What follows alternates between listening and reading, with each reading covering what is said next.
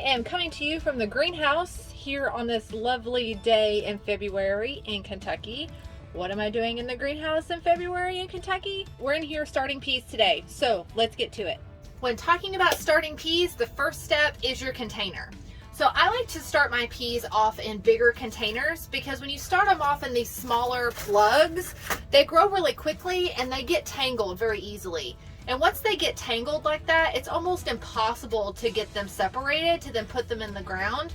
So I like to do the bigger pots just so it gives them more space. I can maneuver them around if I need to before it's time to put them in the ground. So that's just personal preference for me, is I like to use the bigger containers for peas.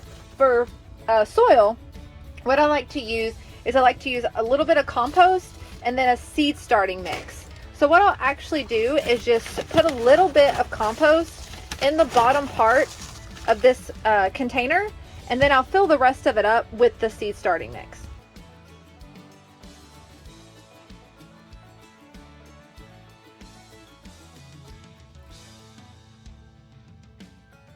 Now that my container is filled up to the little line inside there, I'm now going to give it a good shake and kind of mix it around a little bit, just so they're in between the compost and the soil are kind of mixed together and it's not just a layer of soil and then compost. So kind of shake it around a little bit just to give it a little mix, and then if you need to refill to that line, then you certainly can. All right, the pots are prepped, so now it's time to plant the peas. So what I've done is I've just went through and put a pea seed on each little pot here, and all I'm going to do is just push them in about 1/4 to 1/2 inch or so, and then cover them up with dirt. Now I have prepped 24 pots of peas. Do I intend to get 24 pea plants?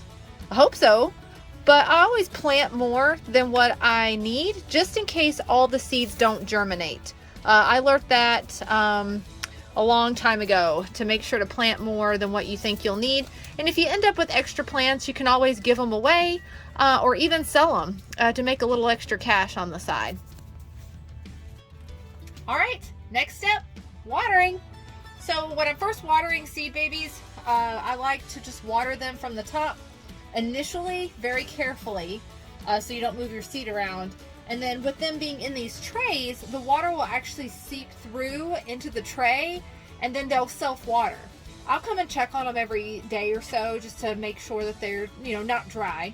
But by putting them in these trays, they will soak up the water that is left in the tray. So when I come out to water them, here in a few days, I'll just water the tray itself, and the plant and the soil will soak up the water from the bottom.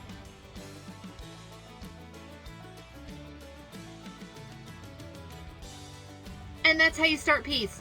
So we will come out and check in on these guys every couple of days just to make sure the soil's nice and moist and to see if they've germinated. I'll definitely bring you guys along for the ride.